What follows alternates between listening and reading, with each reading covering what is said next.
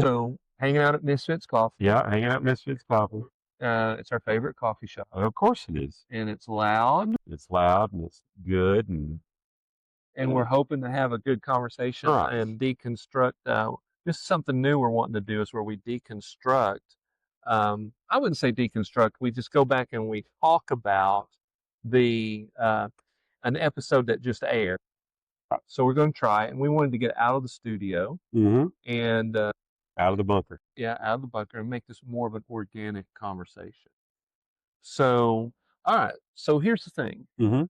Tiberius Poe. Yep. He's one of my favorite characters. He's my favorite, other than the boys, he's my favorite to write. Well, you do a good job because, you know, I like detective stories. I think he's cool. And you keep adding more. We get a little more information about the character every story. Yeah. And you know, now that we've discovered that he has a brother, and his brother's got some issues. Yeah. So that's cool. But so what do you think about Tobias? What little we've been introduced to him? You know, on right now on the surface, he seems like a good guy. You know, he's Tiberius's brother and his twin. Yeah. So right now, I think he's one of the good guys right now. Yeah. And, you know, what I think about him is that obviously detective work runs in the family, right? And, and we got hints that something happened in their childhood that allowed them to want to get to the bottom of things, while Tiberius took the paranormal route, so Tobias took the more logical, you know, non-spiritual route. Right. You know, and but that could possibly have a cool story later on. You know, when you got two sides like that, you know, that both know what they're doing and they're working together. Yeah, and that's the thing. You know, we know that there have been some collaboration in the past. So I'm curious to see how they collaborate in the future. And Marlene could be the wild card. Yeah, well, Marlene is always a wild card, right? Yeah. Now, before we go any further with that, you were telling me about a piece of art that you're going to, that's in your mind for Tiberius and Marlene and Junji. Junji, yeah, I want to do them on the Triumph, and with Tiberius in the sidecar, and Marlene and Junji are into the ride, and Tiberius is terrified. Right. And I might put some kind of critter in there in the background. I'm not sure, some kind of monster. Yeah. Maybe the gargoyle. Well, the gargoyle's dead. Maybe something. Yeah. You know, but just to see what he's terrified of. But I want, you know, the two wild cards, Junji and Marlene, to be just completely into the moment. Yeah. And the guy who's Mr. Reason is just terrified of what's going to happen next. Yeah. Now you say that's funny. I when you pitched that to me, immediately I was like, yes, I love it. So, but to transition from that to what you just said about them, you know, he's a reasonable guy, right? But he allows his reason to incorporate the supernatural. Yeah. Okay. So, and you can tell, or hopefully we've written him well enough that you can tell that while he's willing to have that open mind, he doesn't always live in the moment, where Marlene and Junji are just like, constantly. Dude, we're constantly in the moment. Whatever will be, will be. You know, I think Tiberius, you know, as open-minded as he is, I think that, you know, that he also is a person who's in control. Yeah, I think that that's one of his things, you know, that he's always in control. Yes, he wants to be in control because he knows how dangerous the world is. So he tries in his own little way to protect himself and the ones he loves by having control. Where Marlene and Junji are just like, it is what it is. Yeah. Whatever's going to happen is going to happen. They feel that the fates are already, or in Marlene's case, which we've not gotten to this, but she's a believer, so she believes that it's already written. So you might as well enjoy the journey, even if it ends in death and destruction. You might as well enjoy it and embrace it. In cats, they're always, if something's happening, they're always going to be in it, right? But I won't. They're all going to have helmets on, but Marlene's is going to be the pink one that you talked about in this one with the horns. And then I'm going to throw in some Easter eggs from of just things that we are both interested in there, just for visual reference. See if anybody can pick it up. Right. All right. So we've just gotten our order. Yep. Thank you, Lord, for letting us be here today and have this conversation. Amen. All right. So yeah, I'm eager to see what Easter eggs you put in there. Okay. So good. So what does Madman like to drink? My go-to is a large caramel macchiato, extra hot. Yeah, and mine, I love hot coffee. I drink hot coffee more than I drink any other coffee. But this morning, which I often get when we're together for whatever reason, even though I'm a hot coffee guy, I have a blended mocha with almond milk. So, all right. So let's get into the Mist of Madness story. Yeah. All right. So we've talked a little bit about Tobias. That is, now we know he's got a brother. We also know he's got a mom and dad. Yeah. So let's start through the story. So what'd you think about the Mist of Madness? Well, I mean, lots of times the Tiberius stories are supernatural. This one kind of started off supernatural, but also had kind of a sci-fi feel to it. Mm-hmm.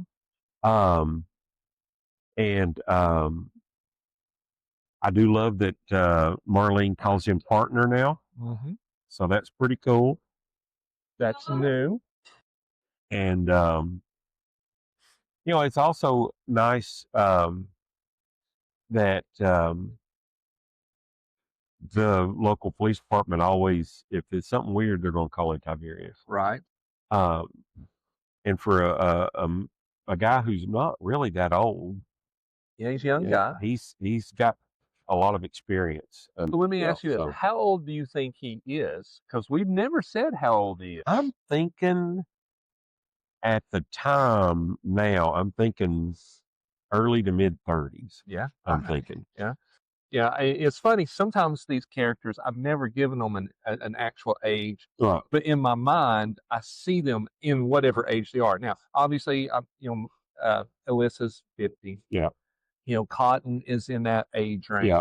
We have a lot of folks in their 50s in our stories because we're dudes in our 50s. Yeah. But I also, we got kids, we got a lot of things. But yeah, I would agree with that. Tiberius and Tobias are in their early 30s, and Marlene is as well. I kind of thought Marlene might be a little bit younger, late 20s. Yeah. But I like that he is conflicted about his feelings for her, but everybody else knows. Right. He's the only one that's clueless. Yeah, but that's typical. Guys, most guys tend not to pay attention to everybody else. Like when he's explaining to everybody, there's somebody in my life that, I've got a thing for, but I don't want to ruin it, because it's a good thing at the moment. And then Alyssa and Cotton look at each other, and Alyssa says, so how is Marlene? But, and I guess that's the advantage of being older. But the actual original crime scene was pretty vivid. Yeah. Creepy. Yeah. And being a paranormal and sci-fi geek that I am, I got the reference to the Philadelphia experiment right away. Mm-hmm. And but I think I love that that the original scene was not the original scene, right? And it eventually Well, and that's became sometimes the. that's how an investigation Oh yeah, works. Because I was an investigator for almost 20 years. It's right. a total of 18 years, 13 years with one location, 5 years with another, ish, right? Mm-hmm. So there were often times that when you're in an investigation and you're on a particular thread and you realize, oh, this isn't what started it all, Right. right? So you have to go back and you have to put that timeline together. So I almost didn't do it that way. I almost did it, logically Yeah. straight out. But you know what? Our listeners are smart. Yeah. Yeah. And and that's the cool thing is that our listeners are smart and We treat them as such. so yeah, you can't treat people like they're idiots. Um, but I think it made the story better. Yeah. Because it actually got creepier. Uh-huh. Because that being as bad as it was, the lady with the octopus, the crabs attached to her, in my vivid mind, I'm like, that is nasty. Because I can see, Right. Yeah. All the multiple little legs and crawlies. arms Yeah. and stuff. Of course, then later on, the poor little rat who was attached. Sweetie Petey. Yeah, Sweetie Petey. But I told you, I got, it started reminding me of the invisible monster from Johnny Quest. Yep. Um, and but then you threw in cannibalistic goats, and then I went, ooh, ooh, that because see, that's what Nevermore it is. It throws you these curves that okay, because goats, yes, will eat anything. Right. Because younger, my parents had some, but also they're not dangerous. But when you get a group of them who've been driven insane, Right. For whatever they saw on the other side, and somehow their bleeding sounds like chanting, right? that gets creepy. Yeah. Or and then you just drive up on it on the side of a dark road in the middle of the night as you're chasing whatever you think this is. And see, in my mind, I just had this vision of them pulling up and like just one head pops up and then they all kind of with those weird little oddball eyes. Yeah.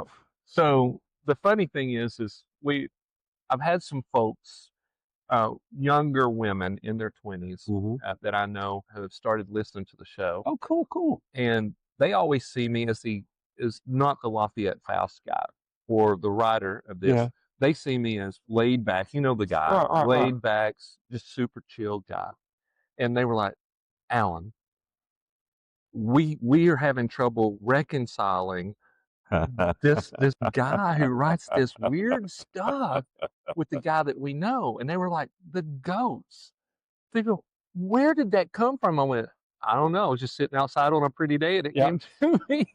Well, the cow and the deer, and I was, and to be honest with you, while I was listening to it, I'm like, I was in my mind, I'm going, please don't get up. Please don't get up. Right. Because if that thing got up, this homunculus of what the crap would be terrifying. Yeah. I have some kind of, I know that maybe their eyes glow because, they glow. Yeah. They have an aura about them. And that's just, in the dark, but, of course, reminiscent of the pigs. Yeah. But I like, it's very suspense building as they're working on this one. They get a call about another one. They're working on that one. They get a call about another one. And then, of course, in Nevermore Hollow's fashion, it ends up in a service. Really, and see, again, in my mind, it's the circus from Something Wicked This Way Comes. It is not bright and happy, and it is creepy and very Nevermore, purples and greens, and lots of black and white stripes, and right. Yeah, it was funny because I was thinking, okay, what's the end game?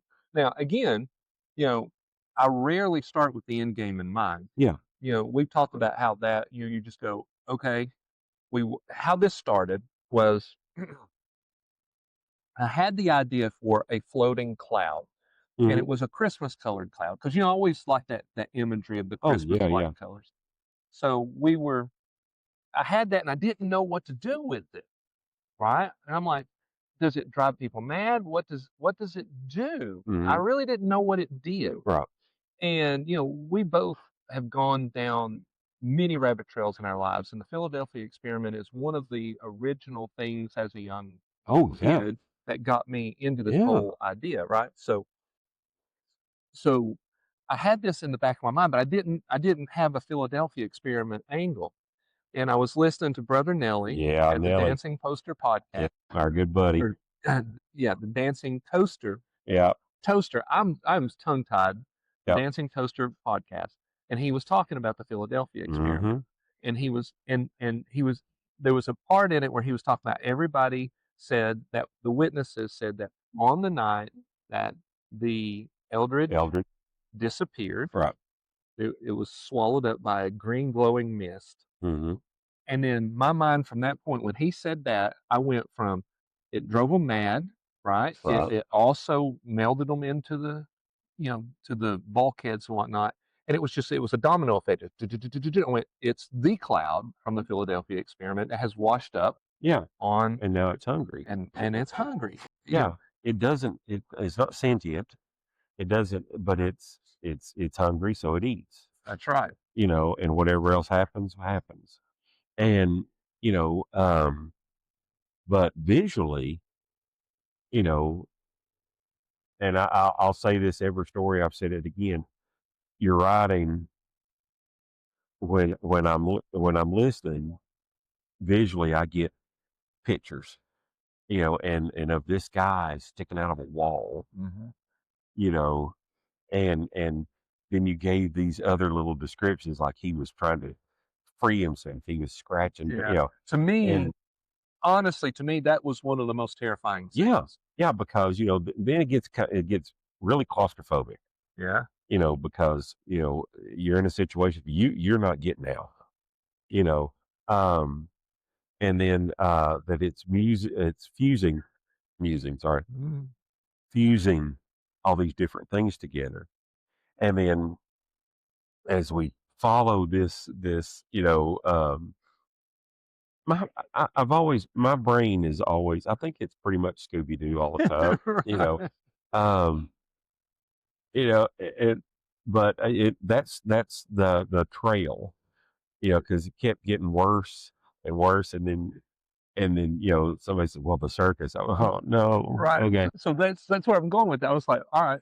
So I just started out with cloud. Now that I knew that what it was, right, the opening scene was hmm the scene that I wrote. right, From there, I had no idea where it was going to go. I yeah, was like, let's just see what happens. And then I was going along. I'm like, what's the end game? And I got to the point to where they were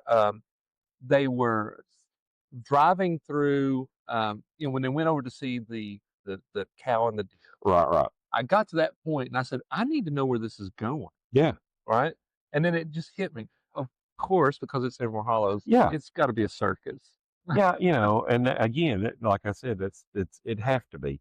But then, I love, we introduced our good friend Nelly, Hmm. as And I hope that he likes it because, we've only had a couple of actual conversations with right. Nelly, but we've been devouring his Oh yeah, podcast. yeah. I that's one of the podcasts. Especially podcasts from our friends. Yeah. I always wait for those to drop because I really want to hear it. Yeah. And Nelly's Nelly's got everybody, all our friends have their own little niche in and how they interview, how they do stories. how they do this and that. And Nellie's got his. Yeah, but he has the ability to narrate so well. He's a great storyteller. Yeah, he is. And so it's cool that he's there. So when we make the Nevermore Hollows film, whether it be live action or animated, the red carpet thing's there's going to be a lot of people coming. Because there's going to be me, there's going to be you, there's going to be John, Matthew, Nellie now, obviously Ethan, and and all of our families. All our families, it's going to be a big deal. It'll be fun. We'll have to find someplace really creepy to do it. Right. But and then you took it wasn't just it wasn't a basic circus thing that you dealt with. You went to an extreme, and the motorcycles in the round cage. That's a big deal, Yeah. And it's really, really cool. It's insane, but it also deals in there's some science to it, Yeah. But now, I know there'll be real scientists who listen to somebody and they go, "That's not a real Faraday cage." No, right. But for you had to take some creative liberties. Yeah. Now, I got to tell you where that came from, and I think I hinted at this, or I even told you this. Yeah. I was sitting there one night, and I was riding. I usually ride in the day, but I was riding. I was sitting on the couch, and Brother John reached out to me from Miss Monsters and Mullets. And he says, "What you doing, man?" And I was like, I'm working on this story." So we just started dialogue back and forth, texting. And I said, how would you capture or kill a mist? And for about 20 minutes, there was just back and forth and back and forth. And he said, Faraday cage.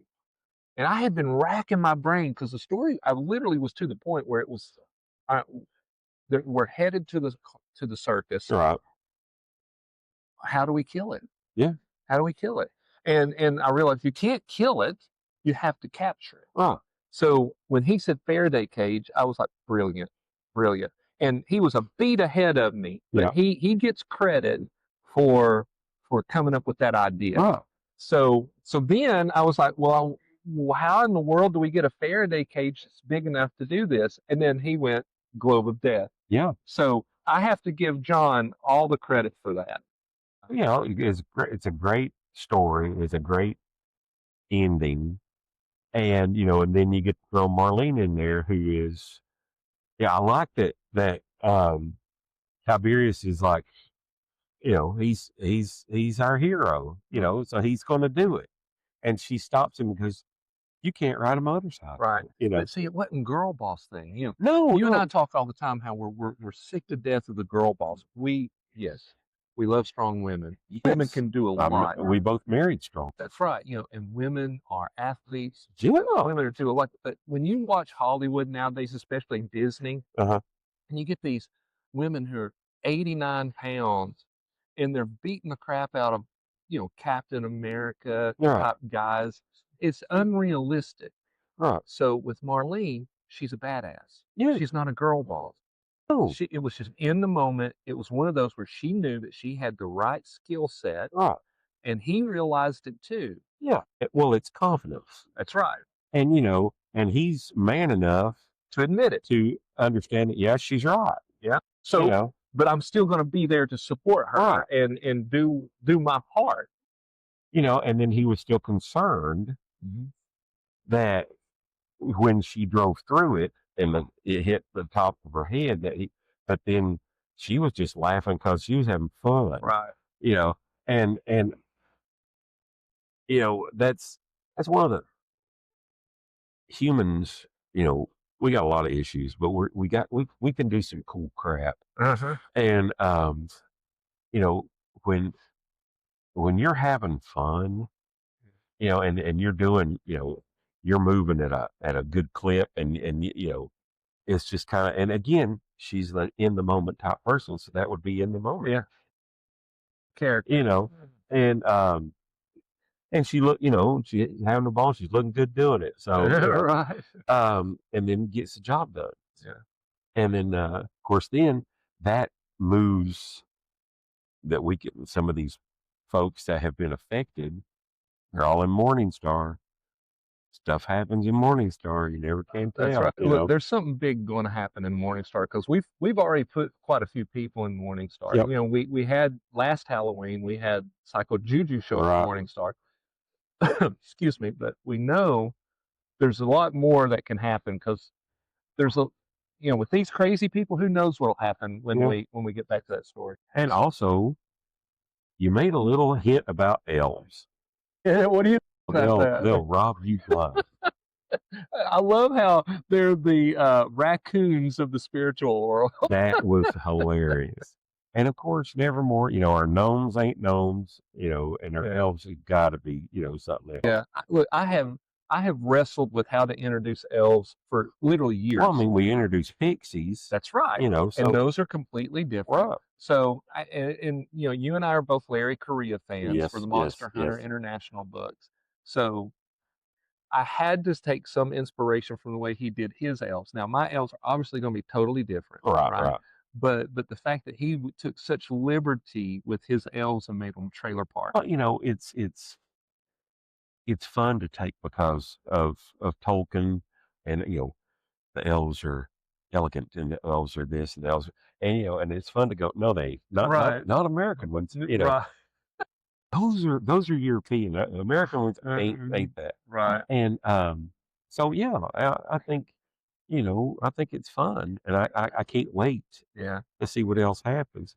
But you know, it's a good story, and again, you know, I've listened to all the Tiberius stories a lot because they're good, they're well crafted, you know, and I'm not blowing smoke or anything. This is what I believe. Of course, all the stories are well crafted. Mhm. But you know, it's a good story, and it's creepy, Yeah. and there's not gory, but There's some body horror. yeah, you know, but it's in a film it would be a good scare or a good, you know, kind Yeah. of situation. Um, Well, let me ask you this. what? One, there's a mistake in it. I wonder if anybody will catch. It's a pretty big mistake. And number two, and we'll get to that mistake in a second. But Mhm. number two is I tell what happens to the people. They Mhm. rounded up there in Morningstar. We talk about the animals are either euthanized Mhm. or autopsied and dealt with. But I don't say what we did with the mist. Is that a problem? Well, not in Nevermore, because I just when it ended, and I got that. I'm like, well, somebody got it, you know, Yeah. whether I'm sure um, some behind the scenes, whatever. You know, you know, I just thought about that. We need to do a story about, see how, uh, we just call it the Nevermore Hollows Road Department. Okay. And those are the guys that have to clean up. Oh, oh, look, that is brilliant. You know, All right. So as soon as we're done recording this, I'm going to put that on my list. Actually, I can put it here. So that's brilliant, and that fits the whole vibe of Nevermore Hollows yeah, because it's a bunch of road guys. yeah. And but that's just, you know, when they're like, well, who's going to do it? And Mosley just say, I'll just call the road department, and everybody goes, oh, Look, that is brilliant, and that's world building right there. That literally takes us deep. All right, so well, I almost went back and you know gave an answer to what happened to it. And then I thought, no, let's be vague. yep, And then I thought, you know, for the folks that are really truly fans, this is one of those things where when we get a Discord started, yeah, you know, in a forum, hmm, this will be one of those that hopefully people will speculate. right, You know, what do you think happened to it? yeah, you know, um, yeah. So you know, it's Nevermore, so who knows what happened Yeah. to it? But I gotta say, this road department thing excites me. Well, see, I'm already seeing characters. Yeah, it In my head. excites me because you know, again, the challenge has never been to we walk a line Right. of being, you know, embracing and leaning into the redneck gothic, the white trash whimsy, but at the end of the day, it's got to be a good story. Yeah. And if we're not careful, some of these stories could get stupid. Yeah. Right. So the challenge is always, which I love the challenge, is how do we take these ideas and make them fun, entertaining, and actually good story? Well, picking up roadkill in Nevermore Hollows, it ain't no telling what you're going to That's come across. right. So that might be the next story, dude. It could be, goats. It could be, Yeah. So I'm working right now. I'm working on the next Psycho Juju story. I'm about halfway through it. Yeah, I can't wait. And I'm trying hard to get it out before Halloween, but Right. I've got 5 days to get it finished, written, and recorded and everything. So. I don't know if we're going to get there. Yeah. But it's going to be a doozy. But all right. So let's go. The mistake I made. All right. Mm-hmm. So what does Tiberius drive? Oh, the big Bronco. It's a Blazer, 72. Blazer. Yes. Sorry. K5 Blazer. Yeah. In this one, I call it a K1 Blazer. There's no such thing as a K1 Blazer. Oh, there is now. Right. I almost went back and changed it, but by that time, his is a prototype. A prototype. So what we can always say, look, this is funny. So when we're at a con, Yeah. or we're having a panel or all this, and people ask, we can go, well, there was a prototype. He has a K5, but he also has a K1. Yeah. So that's how we get nerded out and explain it. But I almost went back and explained it or changed it. Right. But by this time, man, I was so under the gun and I was ready to get the story Look out. at what it's created now. Yeah. Right. So now we've got he's got a daily driver, and then he's got, the baby. Right. Yeah. And the baby is one that when the chick gets real, right, you get baby. Right. So love it. All right. So wrap it up. Is there anything else? This is the first story that we hear of Sabbath Black. Now there's another story that's only on Patreon where he makes his first official appearance, but in the main storyline, and Kafka Cobain is in that other story. That's right. Yeah. But in this main storyline that we put out for everybody, right? This is the first mention of Sabbath Black. Yeah. And I like him. Yeah. He's a cool character. I'm sure there's a lot of stuff that we could do with him. I want to do a commercial with him. I want to, Sabbath Black's Records and Tape. Yep. Yeah. And, but I think I haven't drawn him yet. Yeah. But I got an idea. So just out of curiosity, what's your idea? Well, right now, almost like the Captain Caveman type thing. I just want him to have like long hair, and a beard, and just sunglasses. And all you see is like a nose. Yeah. And possibly a cigar. Yeah. But and then just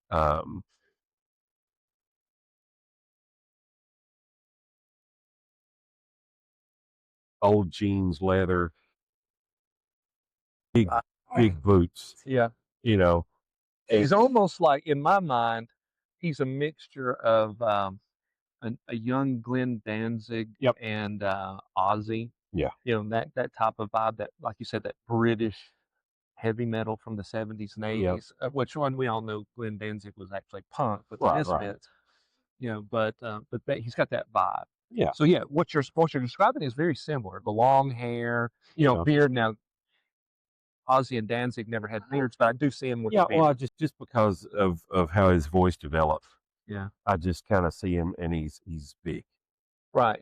Yeah, he's a big guy. And I was thinking last night, I was like, okay, after the new Psycho Juju story, what's next? And I'm thinking it's going to be the night that his band was killed. And this will be another one of those stories that I get to I'm in Nevermore, but I step out. Okay. I don't know why this popped in my head, but you remember the original The Fog movie, The Fog? Yeah. They could be sitting.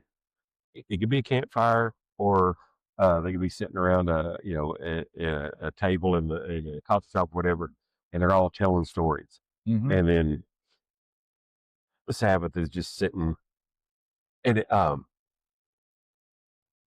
he's sitting in, like a big chair, and you don't want to hear a real scary story. Yes.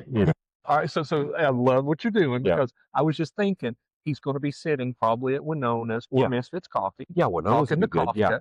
He could be sitting like in just in like a round booth, just like taking up space. Yeah.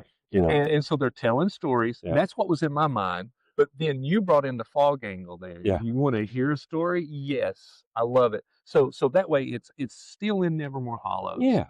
But he's talking about kind of like when Tiberius was talking about being in Hollywood. Right.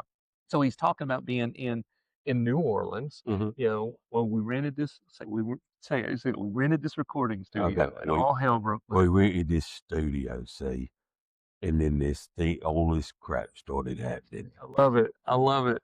I got to take advantage of the sinus voice because I can get real right. Look, I can't wait. But I was thinking last night, that's as soon as I finish the Psycho Juju story, that's probably going to be the next story. That'd be cool, man. Yeah. I just, and then you're going to have a lot of voice work in that. Oh boy. You'll be narrating most of it. Okay, cool. That's where I say. I mean, if you're going to, if it's going to be his story, and you've got that distinctive voice, it wouldn't make sense for me to narrate it, and then you only speak. But that's like I said, I want to do a commercial for his place. I want to do a Misfits Coffee commercial with Kafka. Because I did his voice at work the other day for some reason. They're like, "Well, what are you talking about?" I said, "Well, I just somebody said something." I started laughing. They're like, "What are you talking about?" And I slid into Kafka's voice. I was like, "Hey," and they just like, they just looked at me like. So I play that clip of you announcing the Unpretties a lot at work. I play it to people, and they go, "What's when I start talking about the immersiveness of our show, and I tell them that story about what we did there, and which that's on Patreon, right? And when you start talking as Kafka, they go, "Who's that?" And I went, "That's my partner and co-host, and he's totally in character." And they think it's a hoot, man. Well, I've been doing cartoon voices all my life. Now I get to have fun and do these guys. But yeah, well, the cool thing is you make these characters up. Yeah. And,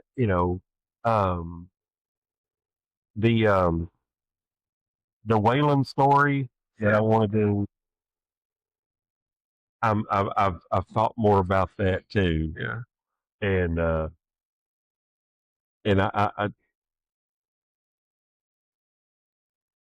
tell you when we're not recording.